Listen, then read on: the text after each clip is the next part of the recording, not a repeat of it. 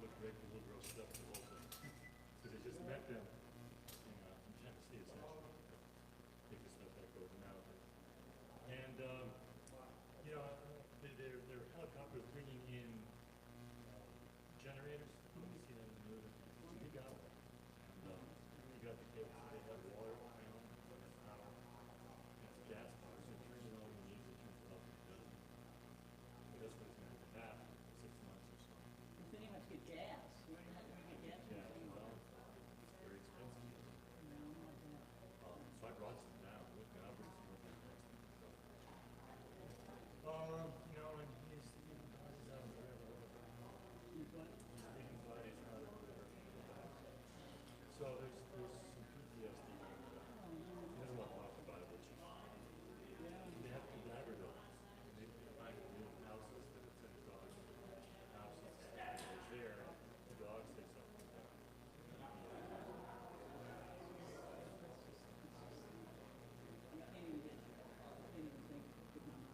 So you saw the thing I sent to Dr. Phil. Dr. Phil, that little thing I sent? That was their group. So they're one of those little things. So yeah, you met Dr. Phil. He said Botox Phil. I feel much better about Dr. Phil since you sent me that, because I thought he was such a hustler. Somebody delivered these generators, which the cheap ones. And it's got them in the helicopter. And he was associated with it. I don't know if it's So when you go down there and you meet him in Tennessee, how does he get to you? Is there So the road, so I go down to Tennessee, and I take I-26, which normally goes to Asheville. Take it as far as it goes, which is the town of Irving, and then stops, because it's Asheville. And then you go up there, weave around a little bit, around Ruin, and it goes up over the mountain normally to Normal, which is closed except for local people. They got looters and stuff. So he came, and I could have gone through, but I didn't. And it was beautiful. Beautiful drive right into Irving. And then this river, which is only like 40 feet wide, there's what? well, I mean, they tell you not to go. Yeah. Because it's just, don't come to sightsee. That's what Morgan says, it was better the first week, so now there's tourists. People just want to say, oh yeah, you can't understand it. It's not helpful. But yeah, like that little girl's preschool was, she was doing some nursing stuff, and that's what she was. But they're settled in now, and it's life. So, okay, when he gets up, he does what he needs the helicopters and the local helicopters. Is that other family still with you? I'm not sure, but I said what they need to go in. Part of it is that, so I think a lot of the stuff that we bring down there, that they do. Everything else goes over to church, well, the church has to know what to close, because you can't handle it, really. So, essential items, you can't. There was somebody had donated a bag of Kit Kats, for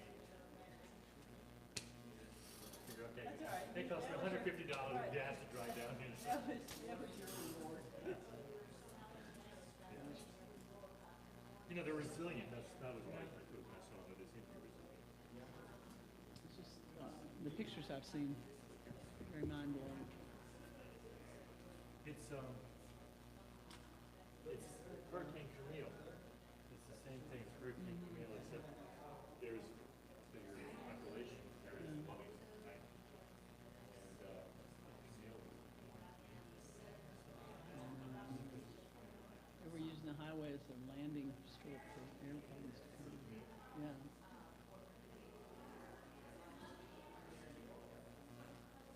Wow. Well, you're good to do that.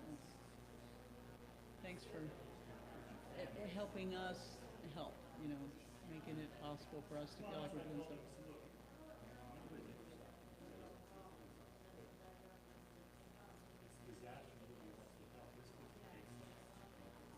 Yeah, it really does. It's some ways, it's really good for our country right now. I mean, in some ways, it's bad because Donald Trump has like said, I mean, they've started the rumor that that if you took help from FEMA, they would take your home away, you know, and this one man wouldn't even leave his house even though he was in danger because, you know, I mean, this is the kind of stuff, these are the kind of lies that they spread. I'd rather discredit the government in position than the government in general than to save lives. It's really, it's beyond despicable. I mean, it's obscene. It's really.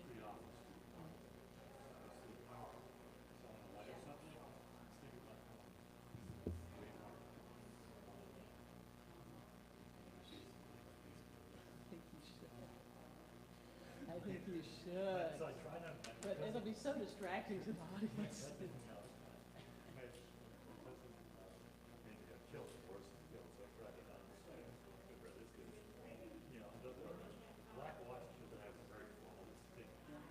These are the traditionals, just like you just gather it up and put your belt on. So I think I'll just wear these shirts that are like I go for the formal look. Nobody will know the difference.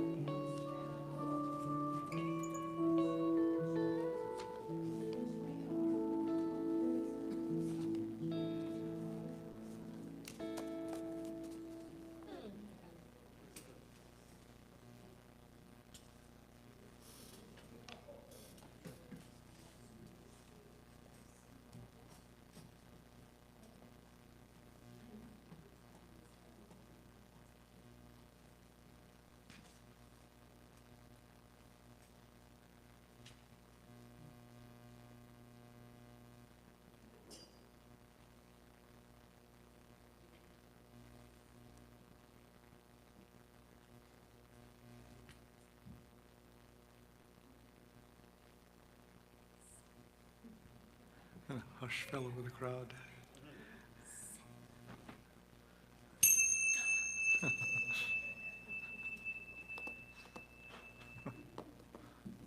Good morning. Good morning, everyone. I missed y'all last week. I hear that the whole weekend was a roaring success. So I was so happy to hear that. It's a beautiful morning, beautiful fall morning. My name is Janice Gilmore, and I'm your celebration assistant today. And this gentleman over here to my left is our senior minister, Good morning. Reverend Don Lansky. Good morning. And this beautiful woman to my right is our music music director, Blair Jones, with her wonderful band and praise singers.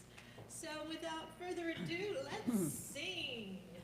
All right, we're gonna, this is a song we haven't done for a long time, so we're gonna teach you the chorus.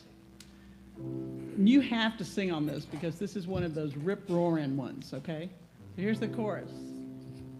Are y'all ready to sing it? Here we go. 1, 2. Live the dream of your highest calling. Be the hope of a new day dawning. We're the ones who can make a difference. Let's stand together. Share your gifts with a world that's waiting for a change that we're all creating. It's the moment for our greatness. Let's stand together now. You got it? Everybody ready? You want to do it one more time before? They've got it. Hey, look, they're not giving me any kind of. All right, you got it. Okay. Feel free to stand whenever you want. Yes. Okay, we're gonna. Since it is called Stand It's Together. called Stand Together. Let's stand together. Let's stand together. Here we go. 1, 2, 3, 4. Let's stand together. Yeah, let's do it.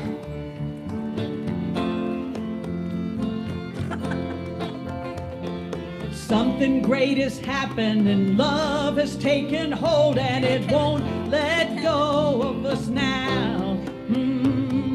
Something here is calling us forward, upward motion. We're drops in one ocean, roll on. Will you rise up with me today? Lift up your voice and boldly say, we are the ones we've been waiting for. Here we go. Live the dream of your highest calling. Be the hope of a new day dawning. We're the ones who can make a difference. Let's stand together.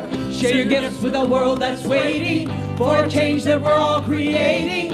It's the moment for our greatness. Let's stand together now.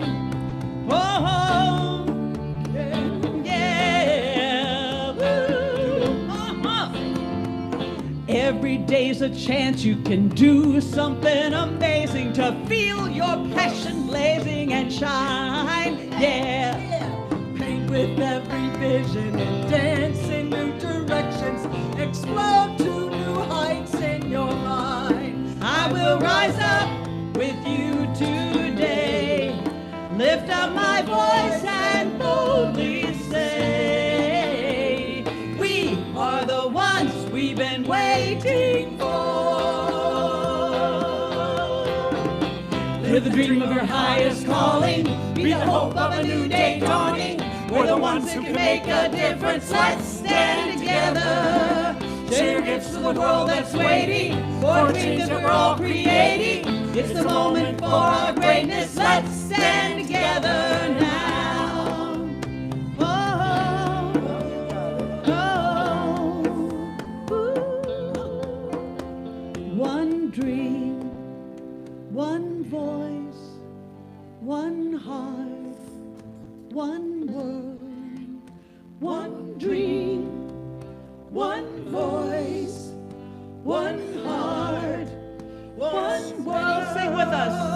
One dream, one voice, one heart, one word. One time. One dream, one voice, one heart, one word. Stand together now. In the name of your highest calling.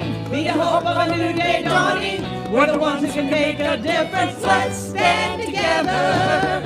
new gifts for the world that's waiting for change that we're all creating. It's the moment for our greatness. Let's stand together. Let the dream of your highest calling be the hope of a new day dawning. We're the ones who can make a difference. Let's stand together. Share gifts for the world that's waiting for change that we're all creating. It's the moment for our greatness. Let's stand together. Everybody, let's stand together. Everybody, let's stand together. Everybody, let's stand together. Let's stand together. Everybody, let's stand together. Everybody, let's stand together. Everybody, let's stand together. Let's stand together. Everybody, let's stand together. Everybody, let's stand together. Everybody, let's stand together. Let's stand together. Everybody, let's stand together. Everybody, let's stand together. Everybody, let's stand together. Let's stand together. Now, stand together. Wow. Are you awake? Good morning, everybody. Welcome to Unity of Charlottesville. Welcome to everybody who's online. And if you're online today, you may notice that there is hopefully an improvement in the video. We have brand new cameras that we've been, Amy has been working so hard to set up for these last several months. And we're doing our actual live testing today with this new camera. So everything should be much, much clearer. You should be able to see what's on the screen.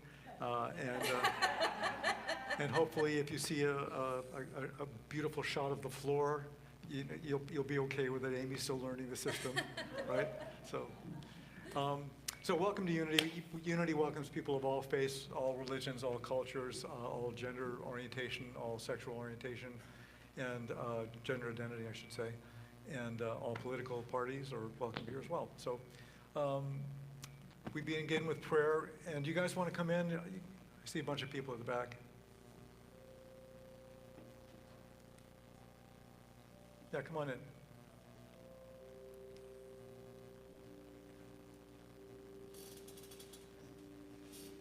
So I invite you to take a deep breath. This beautiful, beautiful fall day.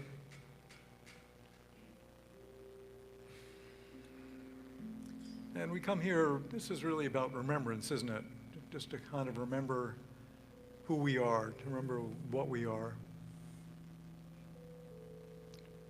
To deeply connect with ourselves, with others, with God of our understanding. And so we come together as a spiritual discipline, a spiritual practice, to worship together, to celebrate together, to hold each other up. Each of us has deep yearnings, deep desires. We may be facing challenges or difficult situations. We certainly know that our world is facing difficult challenges this day. And so we come together in peace. We come together to stand together for spiritual growth, for love, for kindness, and for peace. And so we give thanks for our blessings. We send forth love and light to those who are affected by these hurricanes in the southeast, and certainly for the Middle East. We pray for a tamping down of all of the violence and hatred there. We send forth peace and love to Ukraine and to our world and to our community. And we pray in the name and after the nature of the indwelling Christ. And so it is. Amen. And let's conclude by sharing together our statement of faith. There is only one presence and one power in the universe and in my life. God the good, omnipotence. And it's that time to greet our neighbors with a wave, a handshake, a hug. You can roam the room. Feel free, maybe say hello to someone you've never met before.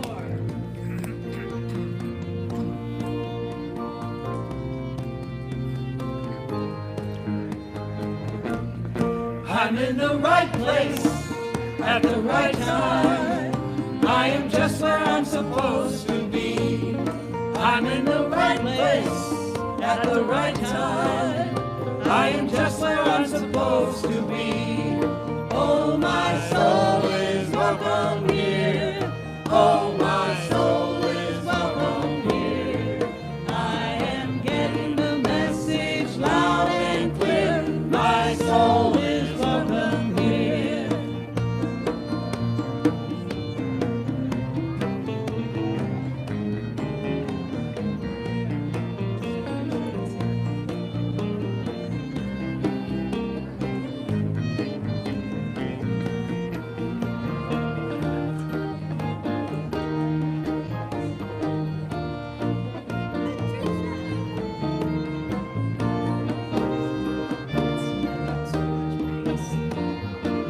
There we go. Put your hands together. I'm in the right place at the right time.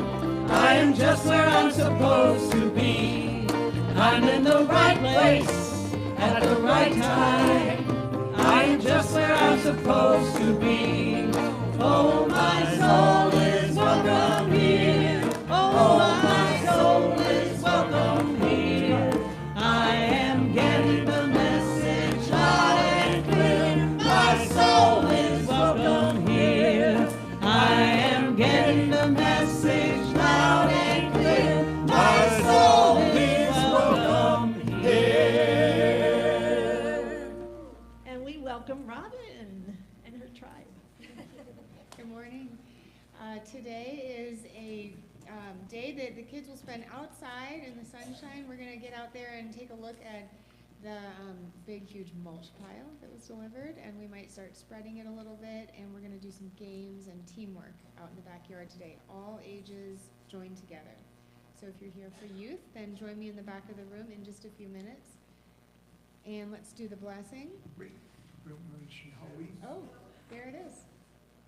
Halloween Festival, October 27th. I hope you've all marked your calendars by now. It's for everyone, all ages, all are welcome to join us in costume or not in costume. We need a few more volunteers, so if you'd like to help us either set up for an hour or two before, or if you want to help us during the festival, please let me know, or put your name on the clipboard that's on the youth and family table in the lobby. Any other details? All right. Children, unity, wise rulers, teachers, and parents, you are loved, special, and important. Thanks.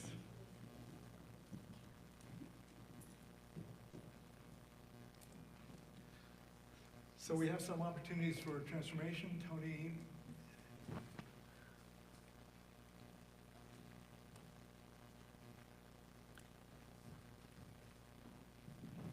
So we are having our second Earth Care team meeting. Peter's in the back, but I'm speaking for him as well.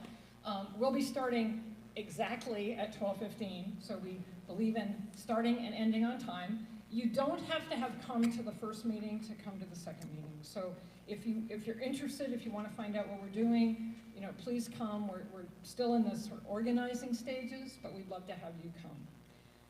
Something else that isn't on the slides, but I want to just announce to people, is that we're going to do a work day, a Unity work day on our campus on Sunday, November 17th, after the HUG meeting. So we'll get more details for you about that, but there's plenty of things for us to tackle that day. Thank you. thanks, Tony. And next week, the 20th, is our annual meeting, our Unity's 2024 annual meeting. This is a really important day. Bob, there's a ring and kind of a muddiness. Yeah, okay. So we're going to elect new boards of trustees, and the nominees this year are Katie Zamito and Christine Lotzi.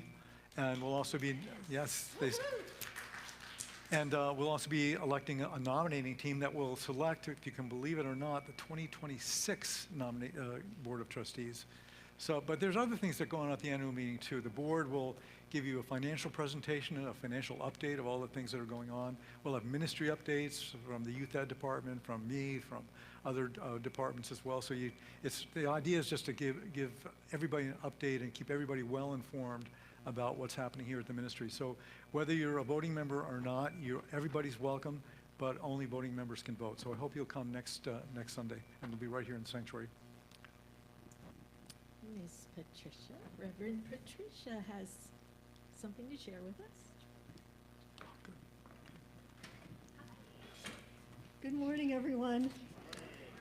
13 days from today is the Autumn Meditation Retreat. And many of you are signed up, I know. Today is the last day for the early bird amount to sign up today. So do we have the next slide? Oh, yes.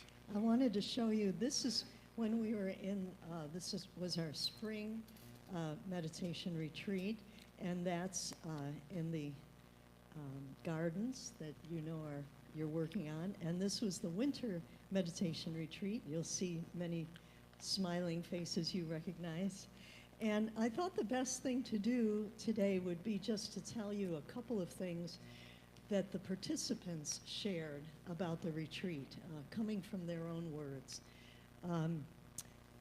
In the retreat, you will have opportunities to have gentle personal venture inward, delicious moments of peace and calm, intriguing insights into the connectedness of the aspects of our inner being and our fellow humans. The meditation retreat was a great way to deepen your meditation practice. Rev Patricia led practices that can easily be repeated in your daily practice, along with nutritional and exercise support.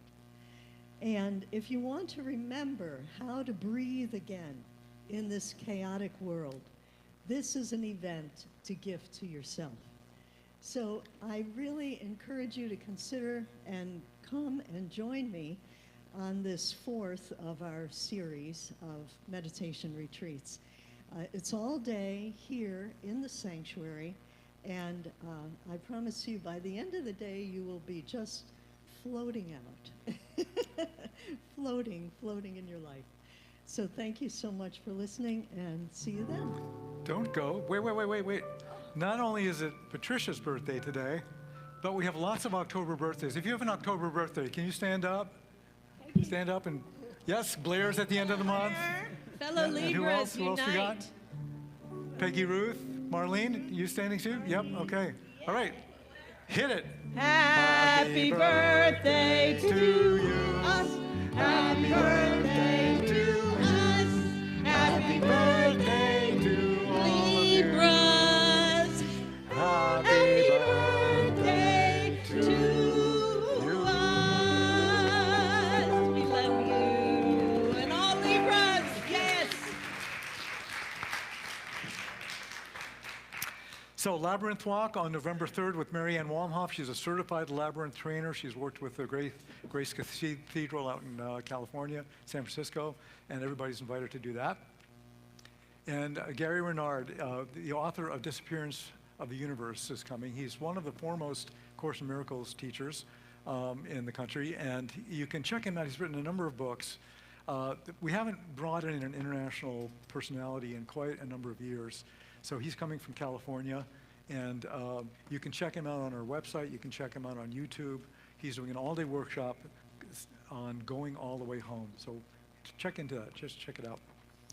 And Kate McLeod is our next concert series on Saturday, November 16th. Her music is on our website if you want to just take a listen to her and see if you want to come to that or not. And we're still taking donations for our Asheville, North Carolina neighbors. Jim's son is one of those, and we've been praying for everyone who is struggling now. And the donations end on October 19th. It can be left in the narthex. And Jim's just back. Jim, do you want to say a couple words? Jim's just back from Asheville. He made a delivery of all of the generous things that people donated. Good morning. I was told to be brief, and if I'm not brief, the music will start like the Oscars. And two people will No, we start walking towards you like this. That's what it is. Just real quick, I went down on Monday with your stuff. They thank you very much for it. It was a beautiful drive down there on 81, and then south on I-26 to you can't go anymore. And then the 40-foot wide river is now a 300-yard wide mud field, and this is in Irwin, Tennessee. But you've probably seen some in the news that the helicopters are bringing the generators in and supplies in. My son Noah is unloading them. He did get a generator, and so now they have power, they have water. They won't have a road or actual power for 6 months or so anyway, but they're doing good. They look really good, and thank you very much for all your stuff. Thanks, Jim. And what Jim didn't mention, that he mentioned to me before the service, is that his stepson Noah is helping dig other people out. So may our prayers be with him. Our healing half hour continues on Wednesday night at 6:30 on Zoom. Join if you'd like to. And now we complete our announcements, sharing our mission statement. Unity of Charlottesville empowers everyone to express their unique divinity, making a positive difference in the world. And we celebrate again with song. We invite you to sing along with us on the chorus. We expect you to sing along. 1, 2, 3.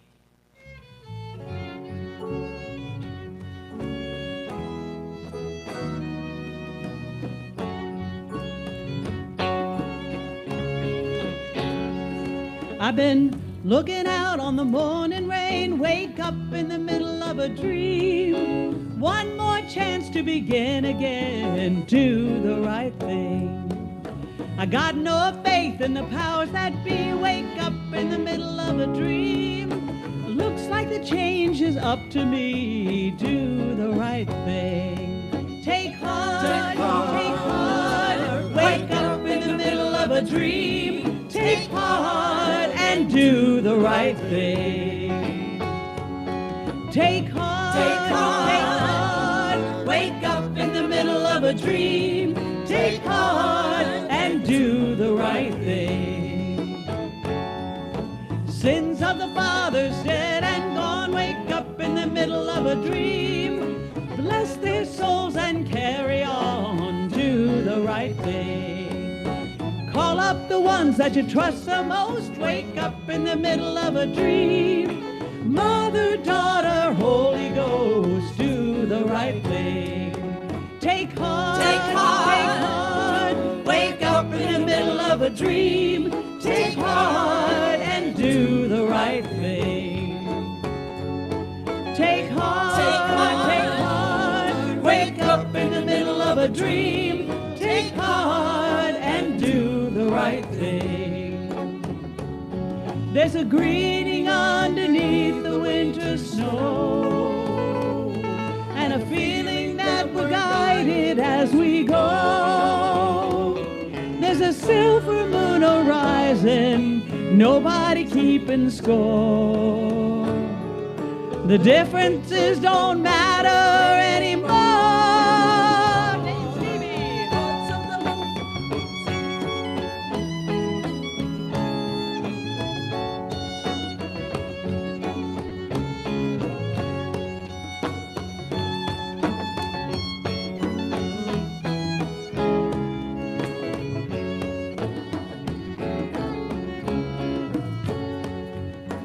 Hearts of the hungry, far from home, wake up in the middle of a dream. Give them shelter, share their load, do the right thing. Beyond belief, beyond the blood, wake up in the middle of a dream. We got to place our faith in the power of love, do the right thing. Take heart, wake up in the middle of a dream. Take heart and do the right thing. Take heart, wake up in the middle of a dream. Take heart and do the right thing. Take heart and do the right thing. Do the right thing.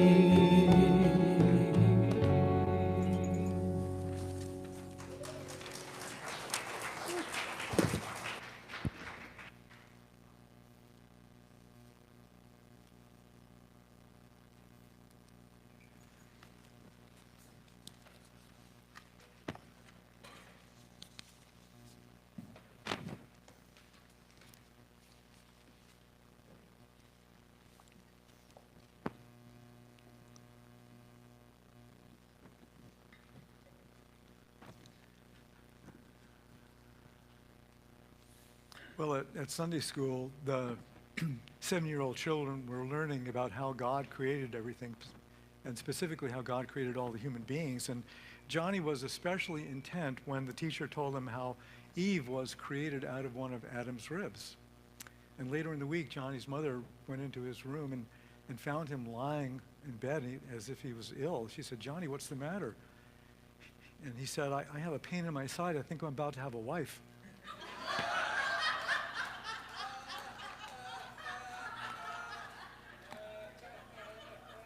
Words matter. So, did you ever say no to someone or something when in your heart you really meant to say yes? Or say yes to someone or something when in your heart you really meant to say no? Or did you ever hurt someone that you loved when you really didn't mean to? It's as if we have different parts or personalities that are constantly communicating with each other or trying to communicate with each other inside our heads.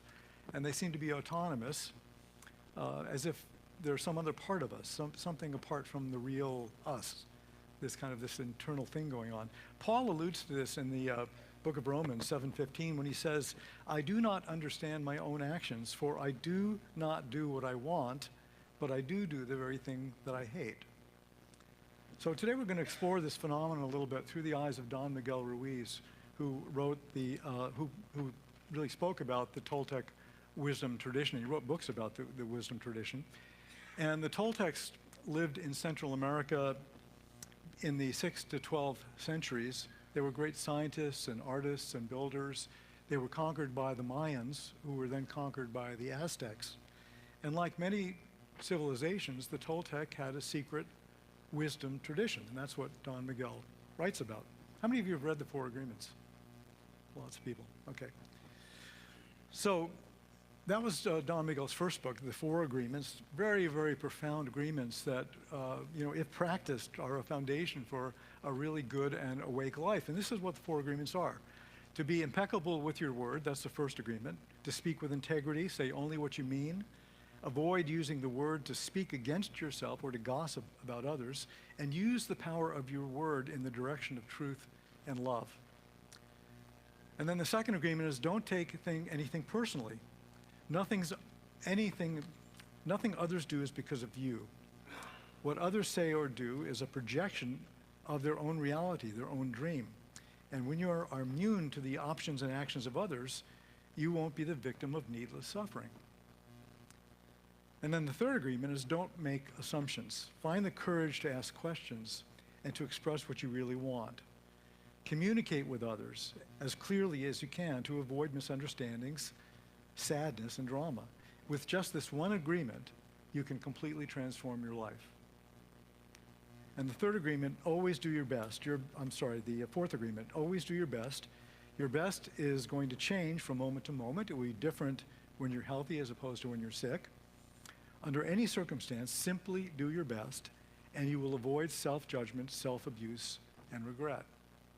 So this is powerful stuff, right? And then later he came out with a fifth agreement. The fifth agreement is to be skeptical, but learn to listen. Don't believe yourself or anybody else. Use the power of doubt to question everything you hear. Is it really the truth? Listen to the intent behind the words, and you will understand the real message. So can you imagine what it would be like if we practiced these 5 agreements every day? Or if everybody, or at least the people around us, practiced these agreements? It'd be a different kind of world, wouldn't it? So to begin with, I want to look back to the allegory of Adam and Eve from the perspective of the Toltecs as told by Don Miguel Ruiz. And in the story of Adam and Eve, there's a time of innocence. Adam and Eve live in paradise. It's a time of harmony and peace and love and connection with God. There's no separation from the Creator. And then along comes the serpent, who is described by Ruiz as a fallen angel or the prince of lies. And the serpent lives in the tree of knowledge and is really the first storyteller. So God has forbidden Adam and Eve to eat of the fruit of the tree of knowledge, but the serpent, with its cunning stories and its lies, convinces Eve to eat it anyway. And Ruiz says that when Eve eats this fruit, what she's really doing is she's eating lies. And eating a lie means believing a lie to be the truth, or investing faith in a lie, so that when we eat a lie, the lie lives within us. For example, you can ask a friend what she thinks about so-and-so, right? And someone you've never met. And your friend says, well, they're not very honest. And then you meet that person for the first time. And your experience of that person is shaded or biased by what your friend said, which may or may not be true, right? That's what eating a lie is about. So the Toltec had a name for the Prince of Lies. They called it the parasite. And in the story of Adam and Eve, the parasite lives in the fruit, and when Adam and Eve eat this fruit, now the parasite lives within them as well. And when this happens, the dream of heaven becomes the dream of hell. So Ruiz writes, before humans ate the fruit of the tree of knowledge, we lived in truth. We spoke only truth. We lived and loved without any fear. After we ate the fruit, we felt guilt and shame. We judged ourselves as no longer good enough. And of course, we judged others the same way. And with judgment came polarity, separation, and the need to punish and be punished. For the first time, we were no longer kind to one another. We no longer respected and loved all of God's creation. And now we suffered, and we began to blame ourselves, to blame other people, and to blame God. We no longer believed that God was loving and just. We believed that God would punish us. For us, it was a lie. It was not true. But we believed it, and we separated from God. And so Ruiz says that the original sin is not about disobeying God. The original sin is about the lie of separation, the lie of separation from God. And like Adam and Eve, the parasite lives in our heads as well. It's the voice that talks and talks and talks, continual, endless conversation in our heads that are mostly lies. Ruiz says that the parasite has different names. We call it the Prince of Lies, the storyteller that lives in our heads, and the voice of knowledge. Now, the voice of knowledge isn't how we usually think of knowledge. We usually think of knowledge as something that's good and useful and true. But Don Miguel says that this voice of knowledge is primarily the voice of ongoing lies that's in constant internal dialogue in our heads, right? We develop this internal dialogue because we're born into a world of storytellers. Our teachers, our parents, our friends, our loved ones, our siblings are all telling us who and what we are. They're telling us who and what we're not.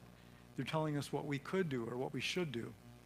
And so at an early age, we begin to agree with what the storytellers are telling us.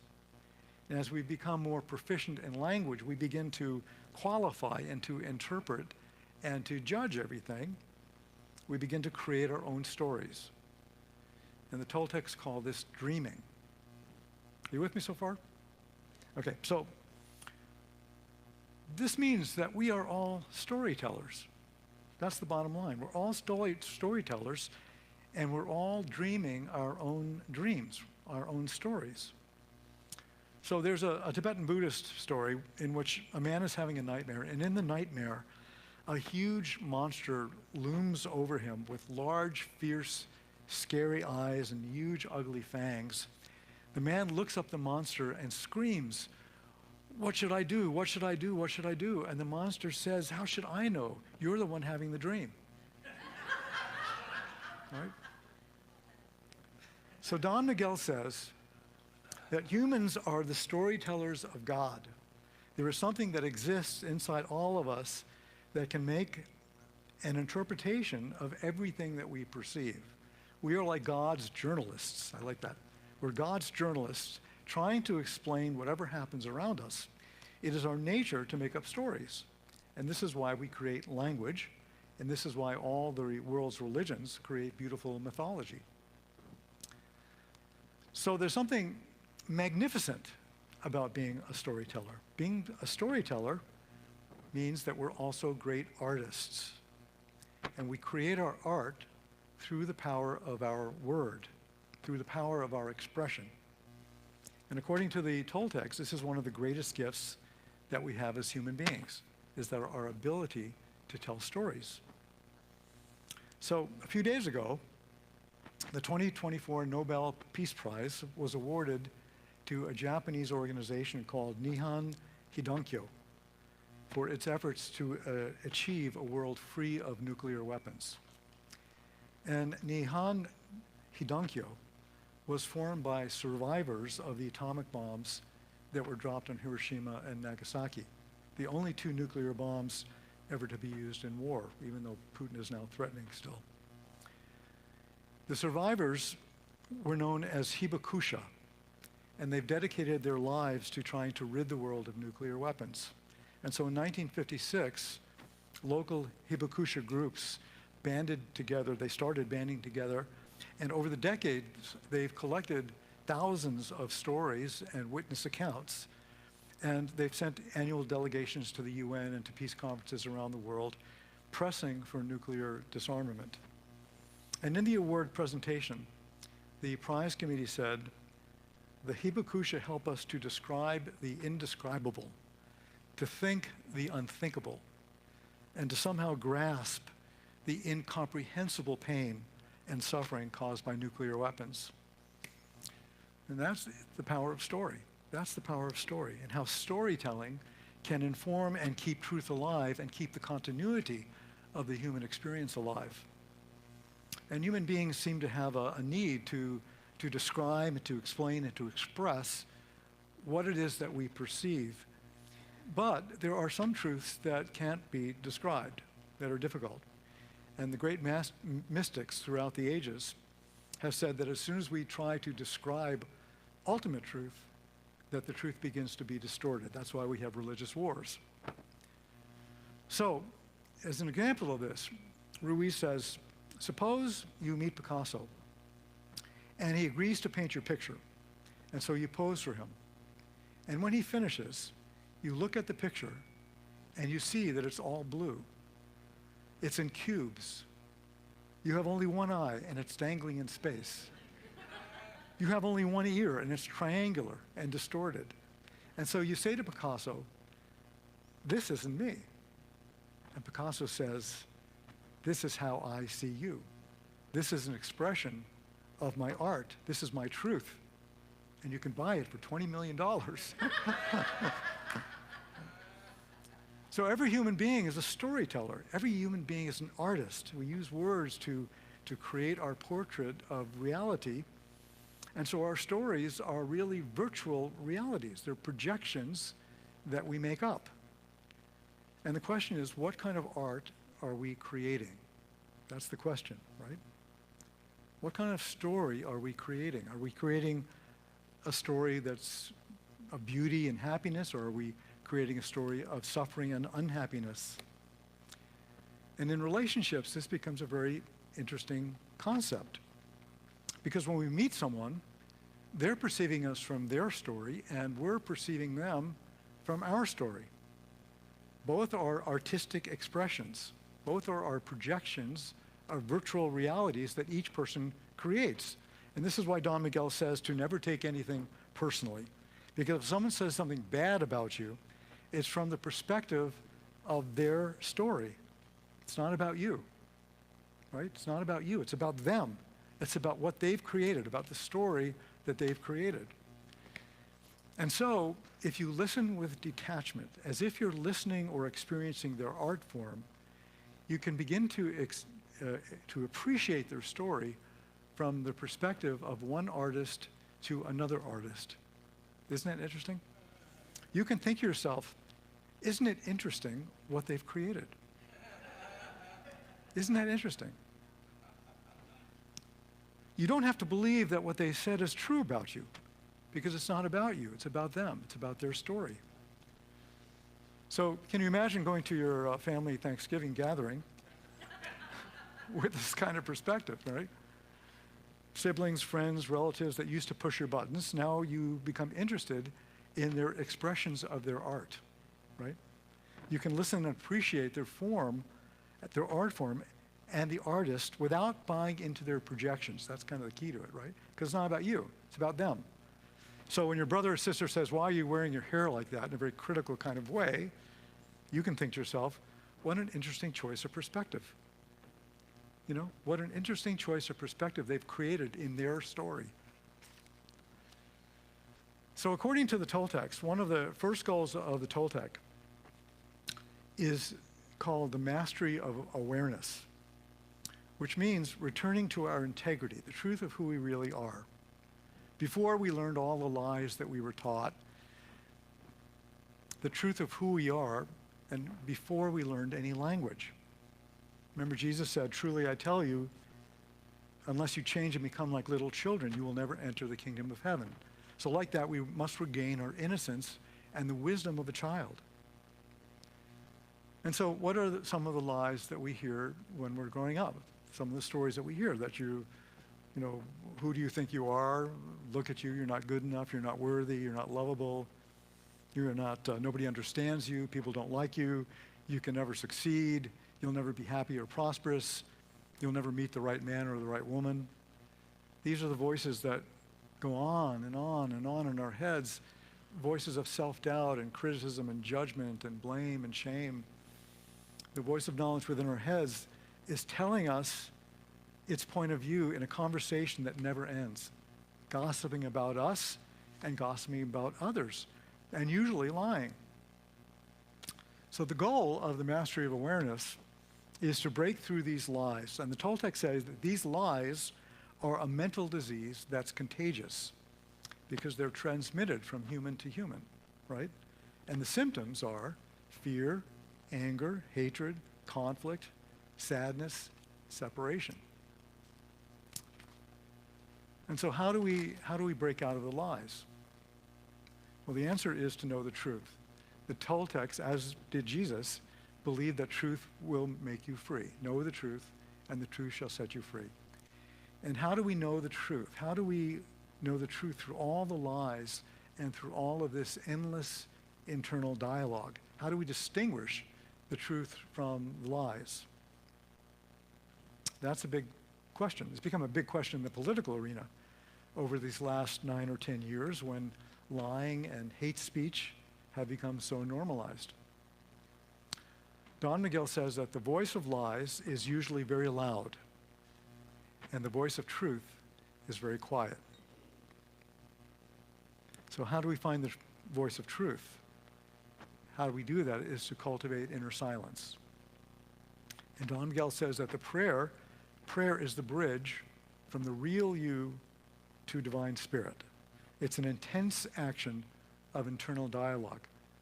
That's an interesting definition of prayer. You know, Fillmore called it an accelerated mind action. What the Toltecs are saying is that it's an intense action to stop the internal dialogue and to reclaim our life from the superstition of who we believe we are.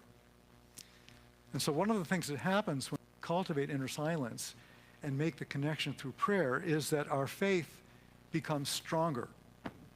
And the question is, where are we putting our faith, right? Are we investing our faith in lies, or are we investing our faith in the truth that we are whole and perfect divine expressions of the Creator, the life force of the Creator? If we want to change where our faith is invested, we have to challenge what we believe we are, especially beliefs that limit our self-expression and our happiness. So how many of you have seen the movie A Beautiful Mind? Many. So, you know, it was a true story about a Nobel Prize-winning mathematician who was schizophrenic. And he sees the people in his life that he appear to be real. They're not real in this other reality, but for him, his visions become real. And he invests his faith in these visions. And as he progresses through his disease, he begins to gain awareness through his healing process, and he realizes that this investment of faith in his visions of people who aren't there is causing him and his wife harm. It's actually destroying his life. And so what does he do? He stops giving his visions power. He still sees the people that he made up in his mind. They still follow him around at a distance, but he refuses to communicate with them. He refuses to give them power. And it's the same thing with us. We can stop believing the lies that we've come to believe is true, and when we do that, they no longer have power over us. So if I have a thought that I'm not good enough, I can deny that that thought has any power over me. And this is a fundamental teaching of unity, about denials and affirmations, that many people who've studied unity for a very long time don't practice these very powerful tools of affirmation and denial on a regular basis. But these tools are helpful in entraining our minds and distinguishing the lies that we tell ourselves from the truth of who we really are. And we do that, we recover our freedom, we recover our integrity. And this process of awakening is what the Toltecs call the dream of the second attention, the dream of the second attention. And this is where we begin to realize that we have choice. We have choice about what we want to believe. We have choice about where to put our faith. We have choice about what kind of story, what kind of art we create for ourselves. And so we stop listening to the voice of knowledge within our heads. We stop giving lies power. We begin to live our lives from integrity, from the truth of who we really are. And that's a pretty worthy quest, don't you think? Yes? No? Yeah? It's the quest that Jesus made when he went into the desert. It's the quest that Buddha made when he left his palace and sat under a Bodhi tree. It's the quest that Moses made when he went into the wilderness and climbed up to Mount Sinai. And I'm very sure it's the quest that many of us in this room have devoted our lives to. And Ruiz says that this is the highest goal of our humanity, what the Toltecs call the mastery of transformation. And the mastery of transformation is about changing the story of our life.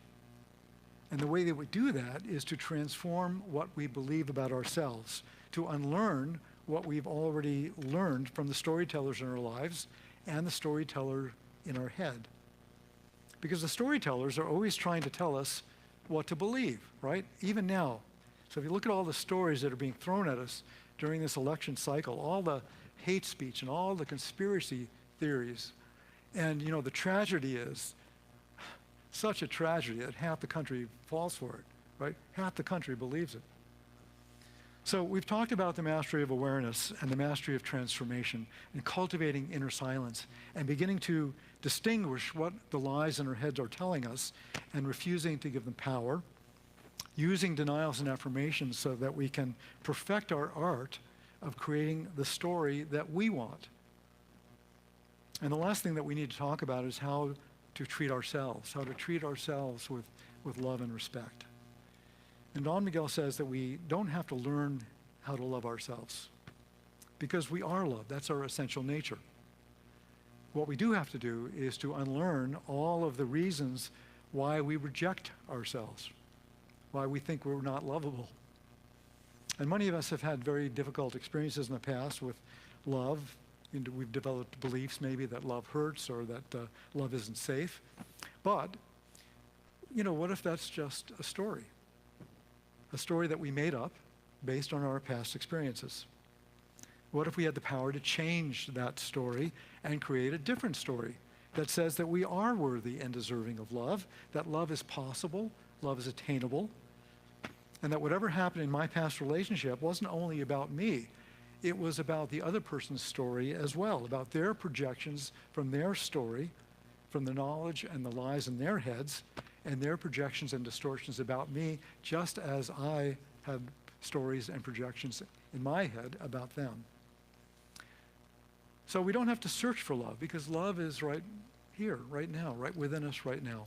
There's nothing to get from anyone else, right? Love is here because God is here, because God is love. And the force of life is everywhere. All we have to do is to open our spiritual eyes. That is the mastery of transformation. And how would we know that we've mastered love? How would we know?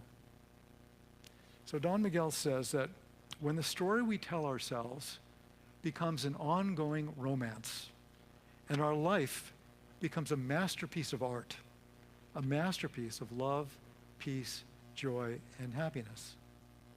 And that's the kingdom of heaven, right? The kingdom of heaven that Jesus spoke of, right here, right now, within us. So I want to close with the words of Don Miguel. He said, if you can see yourself as an artist, and you can see that your life is your own creation, then why not create the most beautiful story for yourself? Why not? It's your story, and it's just a choice. So let's prepare for meditation.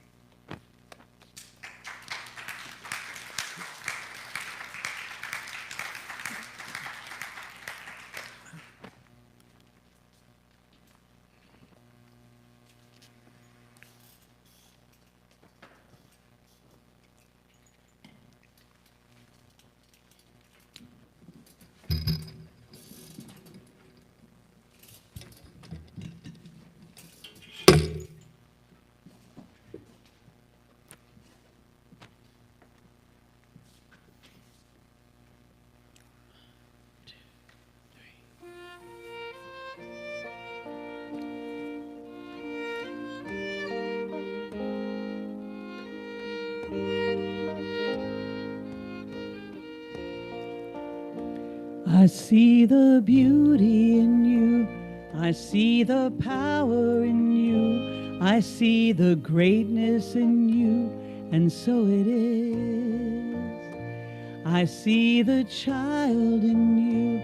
I see the sweetness in you. I see the softness in you, and so it is. I can see it. It's right there before me. I can feel it deep in my soul. I just know it, that you are an angel full of magic and power and pure sweet love. I see the goodness in you. I see the wisdom in you. I see the strength in you, and so it is. I see the joy in you. I see your light shining through. I see the love that's in you, and so it is. I can see it. It's right there before me. I can feel it deep in my soul. I just know it, that you are an angel full of magic and power and pure sweet love.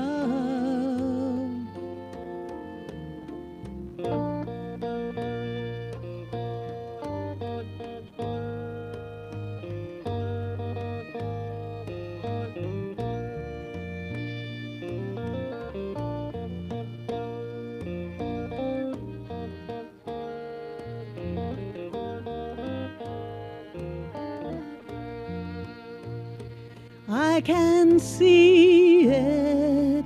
It's right there before me. I can feel it deep in my soul. I just know it, that you are an angel full of magic and power and pure sweet love.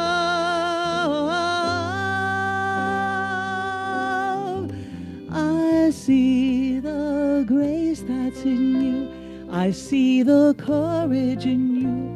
I see the heart in you, and so it is. I see the beauty in you. I see the power in you. I see the greatness in you, and so it is. I see the beauty in you, and so it is. I see the goodness in you, and so it is. And so it is.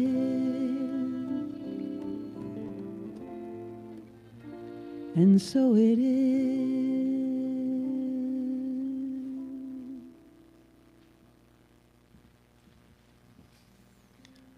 So we want to continue in this time of meditation.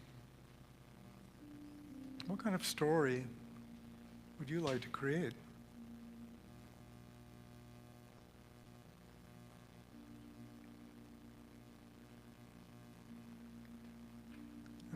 ways that we can create stories is to distinguish the lies in our head from the truth.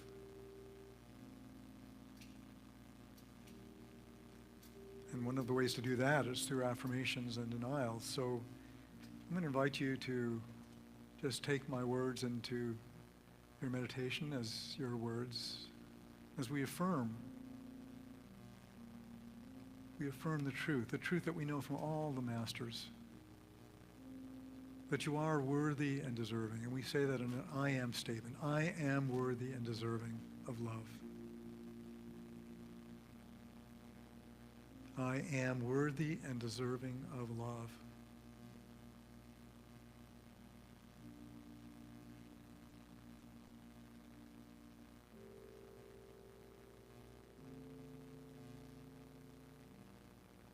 I am open and receptive to the movement of divine wisdom within me.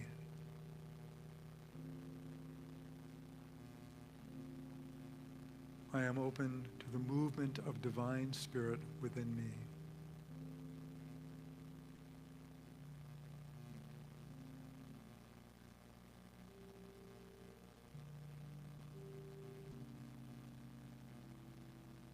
My body temple is alive with health and wholeness.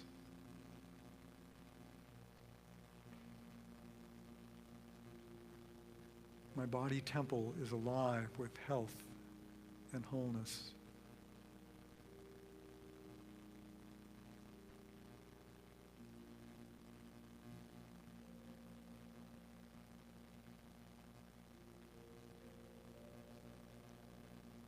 I am abundantly prosperous and I receive all that I need.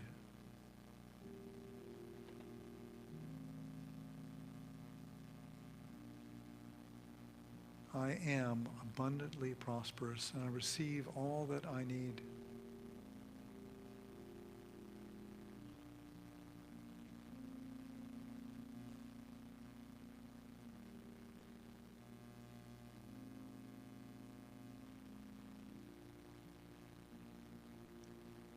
Nothing and no one can disturb the calm peace of my soul.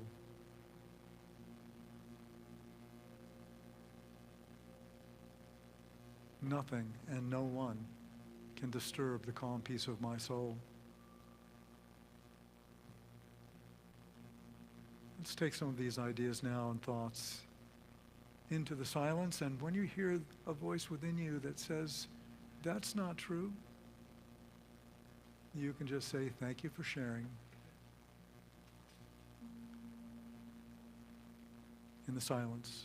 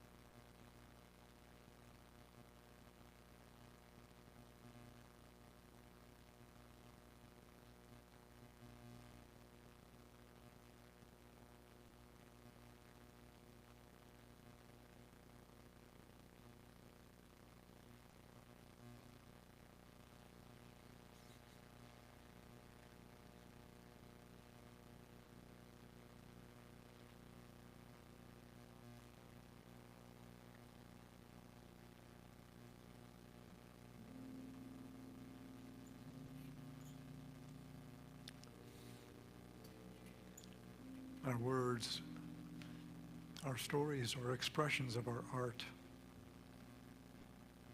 And so today and this week, as we move forward, we get to choose where we put our faith.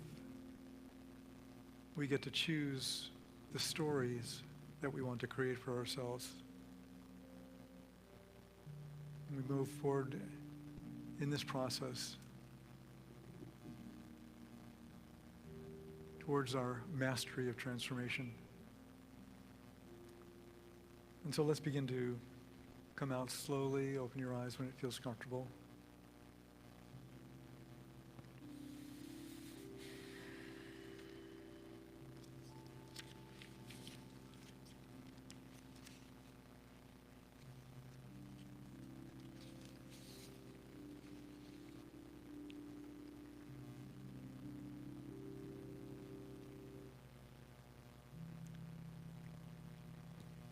Thank you, Don, for that wonderful message. I did not know Don Miguel Ruiz had developed a fifth agreement. That's thrilling to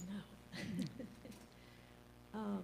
I just love Unity of Charlottesville so much from the bottom of my heart.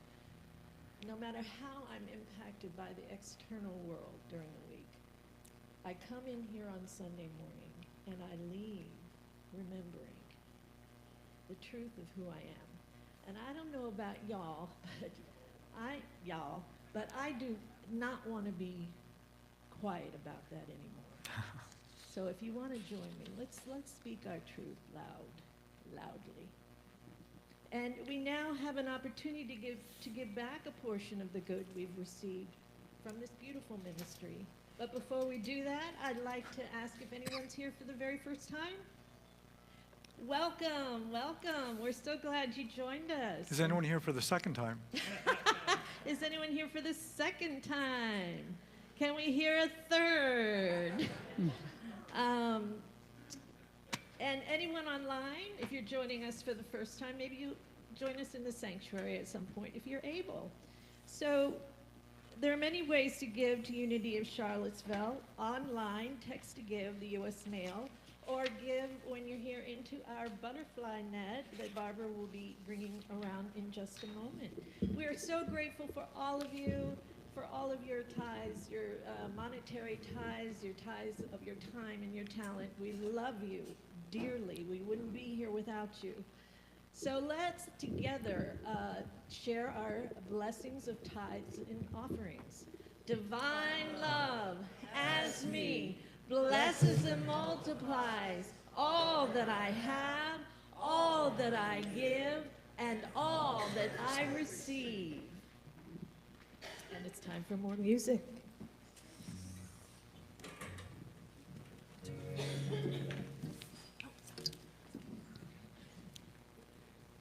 Well, won't surprise you that we are inviting you to sing along on the chorus of this song. And it was written by our own Blair Jones. So, Yeehaw, all the more reason. Let's give her a hand. Wait until I've sung it. All right.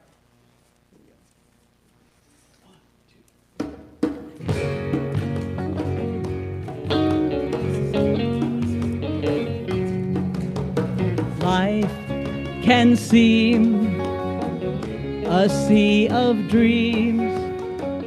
You float serene till the waves start pounding. Then all you knew is lost from view. All you can do is to keep from drowning. So far away from home, but you are not alone. Sing with us. Believe you can rise up and stand and see a brand new day. You can be clear, be real, say what you feel, begin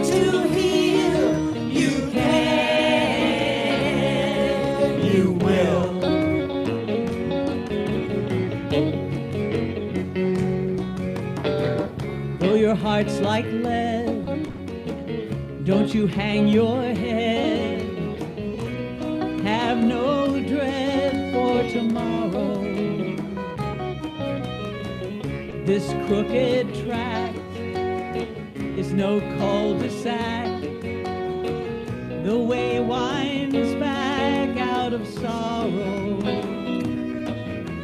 Day will follow night.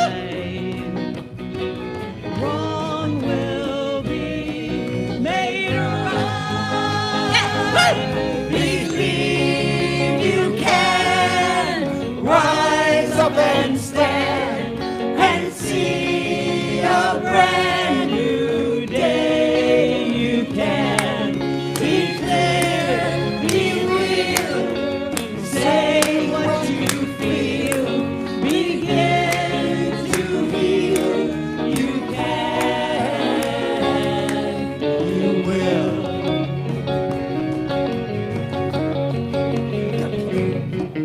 You can, you must have faith, have trust. Your soul will mend. You'll sing again. This grief can't kill, can't break your will. As long as you hold fast and stand. Believe you can rise up and stand and see a brand new day. You can. Yes. Be clear, be real, say what you feel, begin to heal. You will, believe you can. Believe that you rise up and stand and see a brand new day. You can, be clear, be real, say what you feel, begin to heal. You can, you will, you will, you will.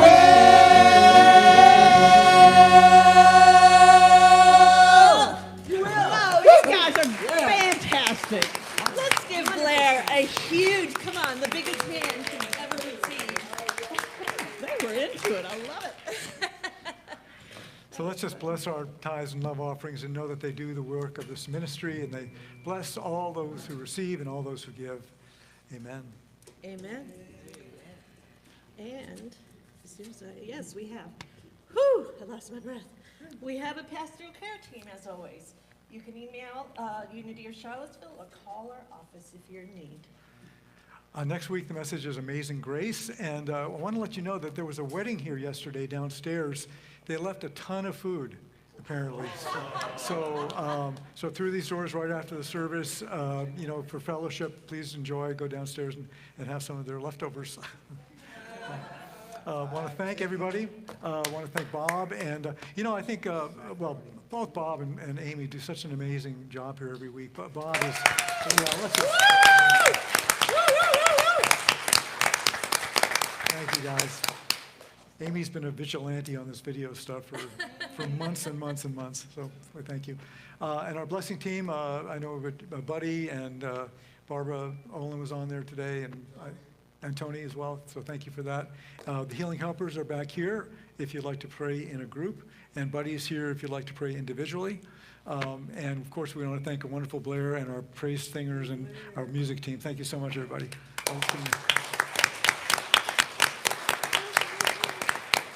So let's stand and join in our prayer for protection. Together, the light of God surrounds us, the love of God enfolds us, the power of God protects us, the presence of God watches over us.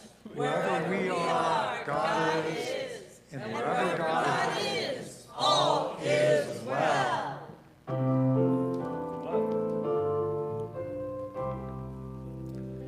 Let there be peace.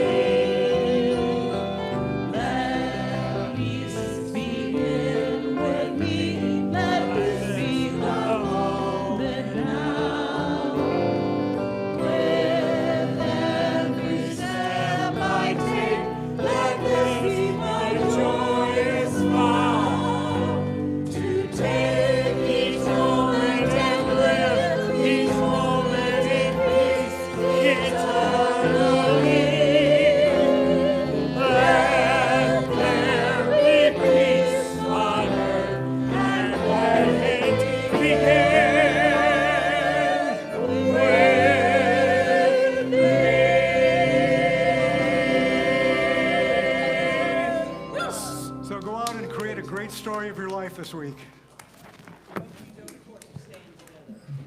Good job.